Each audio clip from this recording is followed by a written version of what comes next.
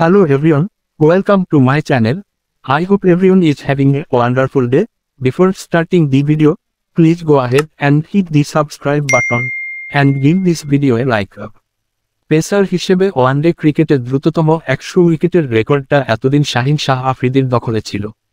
সেই রেকর্ড এবার ভেঙে ফেলেছেন ওমানের বিলাল খান। মাত্র 49টি আন্তর্জাতিক ম্যাচে 100 উইকেটের মাইলফলক ছুঁয়েছেন এই পেসার। বুধবার 24 জুলাই বিশ্বকাপের লিগ -2 এর ম্যাচে নামিবিয়ার বিপক্ষে মুখোমুখি হয়েছিল ওমান। ম্যাচে নামিবিয়াকে 4 উইকেটে হারিয়েছে ওমান।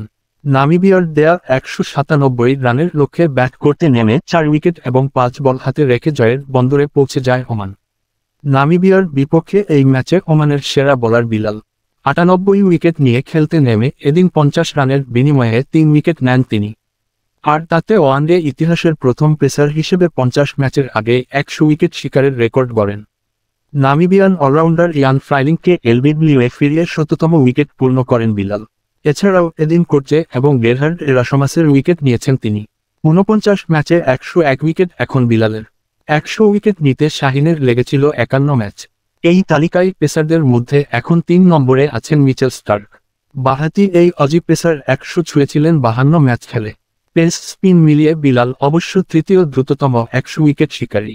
42 ম্যাচে 100 ছুঁয়ে গত বছর বিশ্ব রেকর্ড গড়েছেন নেপালের লেগ স্পিনার সন্দীপ লামিচানে। 44 ম্যাচে এই মাইলফলক ছুঁয়ে রেকর্ডের 2-এ আছেন আফগান লেগ স্পিনার রশিদ খান।